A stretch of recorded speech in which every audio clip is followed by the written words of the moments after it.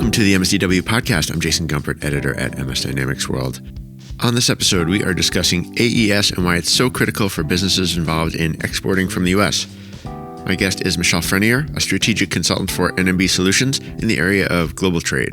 NMB is the sponsor of this episode, and Michelle explains for us what AES is and what U.S. government entities oversee and enforce it. She also explains some of the compliance issues and the consequences of incorrect or incomplete filings. Different countries require special information, Michelle explains, and the technology within D365 finance and supply chain management plays a critical role in storing ITN numbers and related historical information like sales orders, item level data, and more. We also learn more about NMB's partnership with AEB for AES filing, and we share some resources to learn more about AES.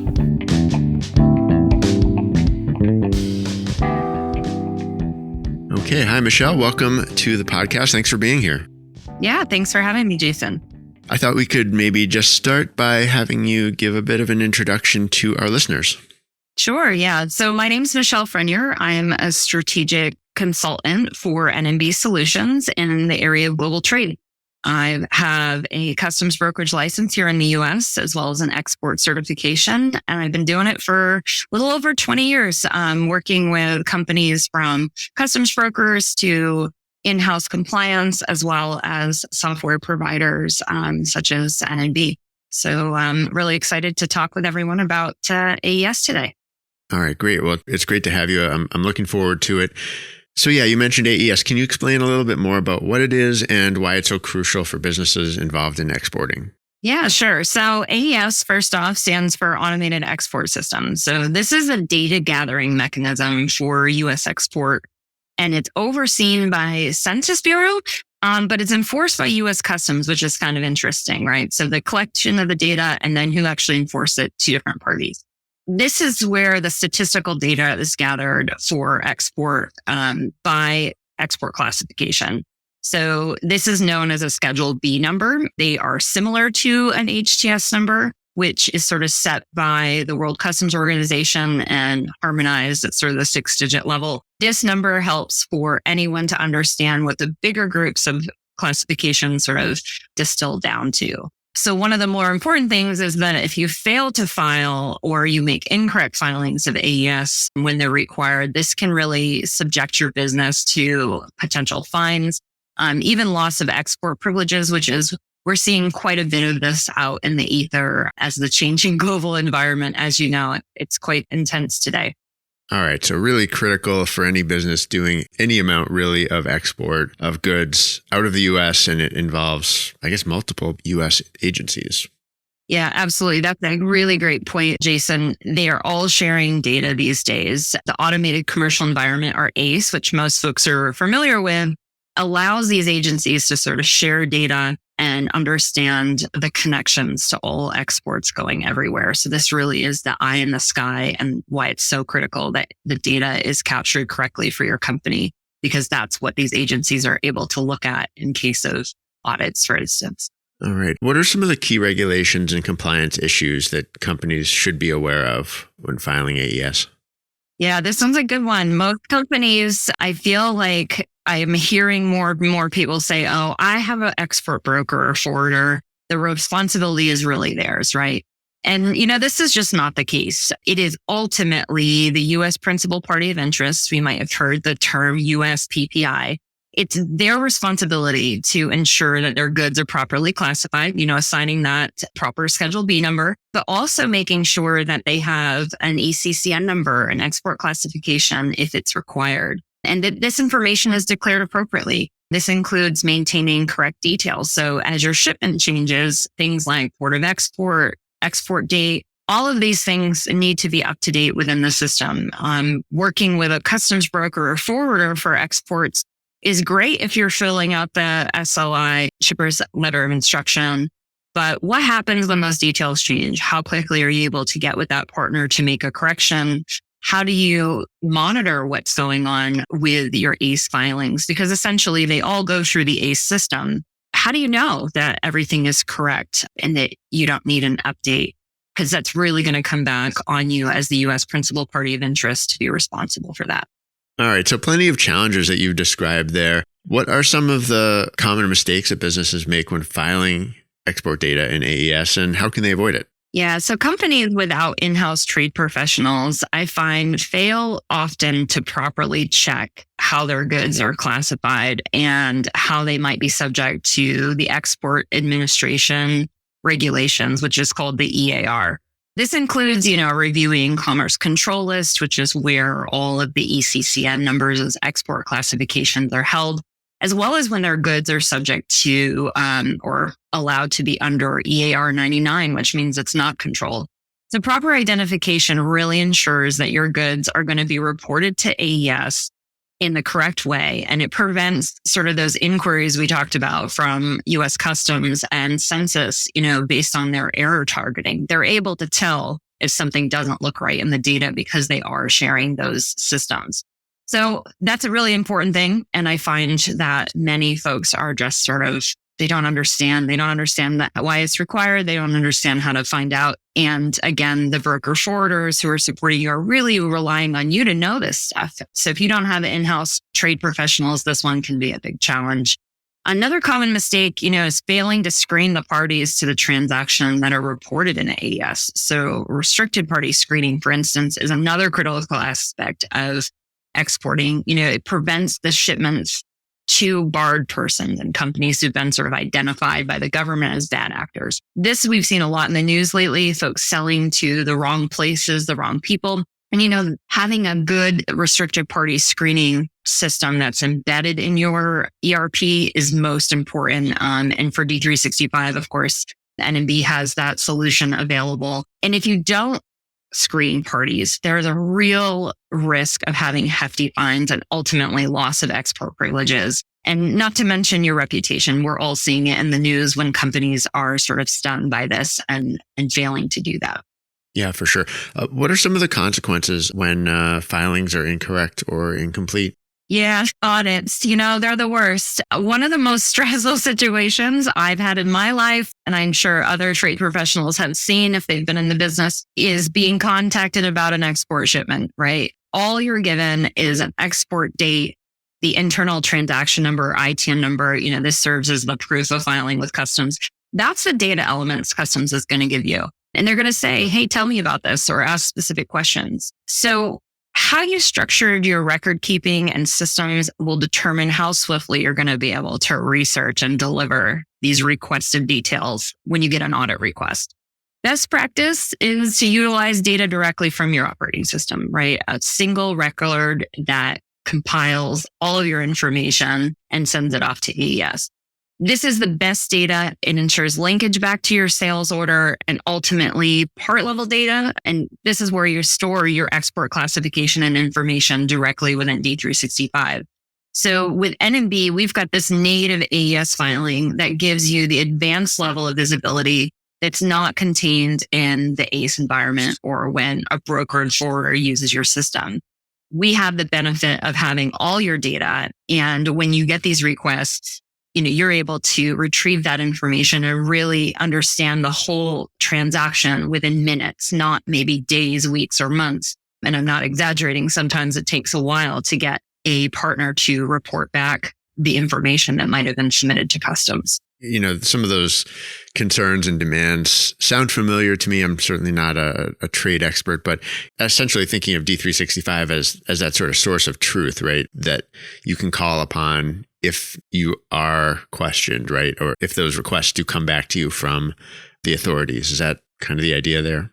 Yeah, absolutely. So that ITN number is stored right within D365, which is your record that you filed. So you're able to quickly search within the system, the date, the ITN number, and it pulls up all of the back information, all the way through the sales orders that were a part of that shipment, back to the item level data. And you can really drill into what customs might be asking about, right? Because they're the enforcement arm for this transaction. Census is gathering it, but customs is asking questions. So you should treat them just like a customs inquiry and make sure that you really understand the backstory to the filing, not just, hey, this is what you want to know. You really want to be able to dig in before you answer. I want to know more about what different countries require in terms of specific information in AES filings. How do businesses handle these variations? Yeah. So one more recent thing that's changed in exports has been the addition of filing for anything that has an ECSCN number. If it's going to China, Hong Kong, which they consider one region, Russia or Venezuela, regardless of value, these shipments require an export filing and electronic export information, the EEI, which is the transmission that happens in AES. This came effective just back in June of 2020. So companies may not even understand that they have to do this. It's one of those things, again, if you don't have an internal trade department, it could be kind of hard to understand, hey, do I have an ECCN number? Have I properly classified my products? Oh, and if I'm shipping to any of these regions, what do I need to do? I find customers tend to really lock onto that $2,500 threshold for AES filing. And if it's under that, they're like, oh, it's not required. Well, this new regulation or newish regulation is holding customers responsible for filing when there is an ECCN number on there. So the ability to set parameters and rules within D365 using NMB's AES solution, we look at the ECCN number, the destination country, and we're able to capture that and let the customer know that they need to file AES regardless of value. I did want to sort of change tracks just a bit and focus on D365 itself. How has the technology evolved in recent years to streamline AES filing processes? NMB is a leading ISV provider for supply chain and compliance solution for Microsoft D365 finance and supply chain. So we're also available on AppSource. So we are certified to provide these services. So specifically, we're streamlining and enhancing compliance screening, packing, shipping operations for companies that operate in D365 FNS via native D365 user experiences. We're integrated, we're purpose-built, and we bring enterprise-level supply chain logistics and compliance applications to D365. So there are three main reasons that Microsoft SI partners specifically like to work with us and why customers choose to use our solutions over others. First, I would say it's our extensive D365 knowledge and Microsoft credibility, especially since these solutions are all certified and on AppSource. Second, I would say that the equally deep domain knowledge in supply chain execution and fulfillment. A number of us from NMB work in supply chain and compliance and operations and also have supply chain software backgrounds. Lastly, there's risk mitigation. This is a standard solution which can work off the shelf, but is also configurable to meet the needs of our customers. We manage, maintain, and support all the integrations, the modules themselves. This means the partners that we work with don't have to do that. And we stay in sync with Microsoft versions. So there isn't a time when the solution is just suddenly unusable, which is really important. We've made these strides to increase the ability and accessibility of compliance within D365, a solution that is not readily available out there in the ether. So businesses and supply chains generally evolve more quickly than applications that are in place to take care of them. So we are flexible and modular, which means, businesses can adopt and integrate these new technologies into their process much more quickly and at a lesser cost, and it gives them access to tools like Copilot Studio and its AI and orchestration capabilities. So NMB partners and the best of breed providers, I'd like to talk a little bit about AEB. They are a certified compliance offering within D365. We bring in AEB's expertise with US Customs into D365 using master data.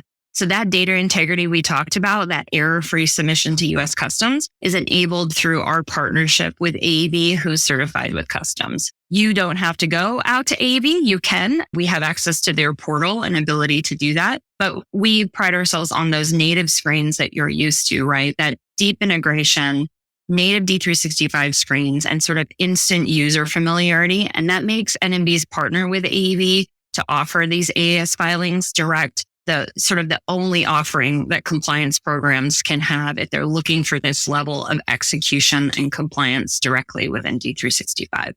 All right, great. So AEB is certified already with U.S. Customs. Can you tell us a little bit more about what that really means? Yeah, sure. So NMB's Gateway for Parcel automates and tracks sales order data through the packing process. So that's how we enable item level classifications, cons and Es, Schedule B codes that are required in an AES filing to come to the forefront where we're able to submit that to AEB. So since NMB is fully integrated with AEB and they're a government licensed and regulated export compliance platform, we ensure that their access to compliance data coming from native D365 transmits over to customs in sort of a mirrored record.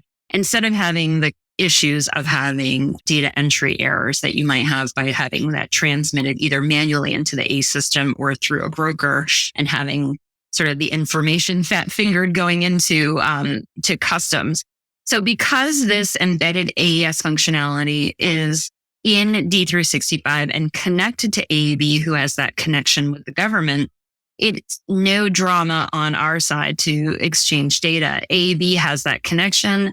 We bring them exactly what they need, and all of the information travels back from AEB's portal out to customs and back to D365 with that ITN number so that you have it right within your orders. So you can see it at that order level, item level, et cetera. So this embedded functionality is not only a best practice, but it increased system confidence and user adoption because your team does not need to learn a separate system. They don't need to worry about, hey, where do I go to monitor that? All of that comes back into D365 where they already have that familiarity with the screens. So lastly, there's risk management and audit preparation that's also centralized in D365 because the information's native.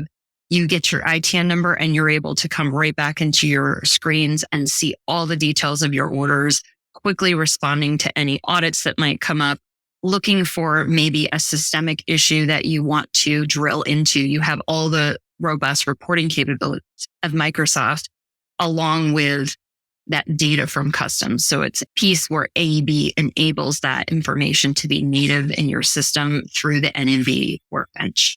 Yeah, you're taking away that sort of, I want to say nightmare scenario with that kind of potential for really difficult and painful audit if you didn't have that kind of level of traceability and interconnectivity between those systems that make up that process. Absolutely. If you're looking for that stuff manually, you're really going to be pulling your hair out. It's difficult because of the sort of siloed systems that happen when you have to use customs or a third party to hold that data. And then you're responsible for making the information come out when you have so many players. This way, you don't have any extra players. It's your team. It's your native system. It makes it much, much easier. A non-event. All right, excellent. Well, yeah, it's always great to get a little bit of a look inside the thinking behind some of these really important types of integrations and how they came to be and what they really can provide. If listeners have other questions, can they reach out to you or to the NMB team to learn more?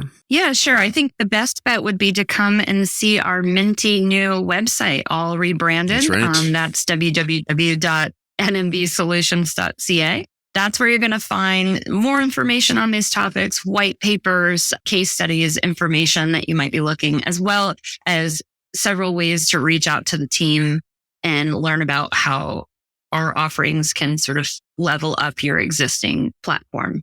All right, excellent. Yeah. And thanks for mentioning that. The rebrand does look great. Yeah. Anything else you wanted to add, Michelle? I don't think so, Jason. I think we've covered enough scary topics for these folks today. I really thank you for your time.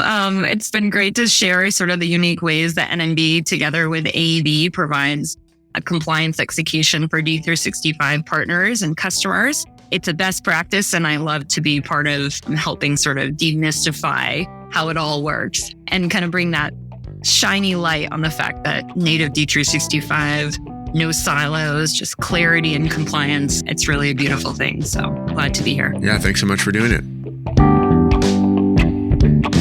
This has been another episode of the MSDW podcast. My thanks once again to Michelle for joining me. And this message from NMB Solutions.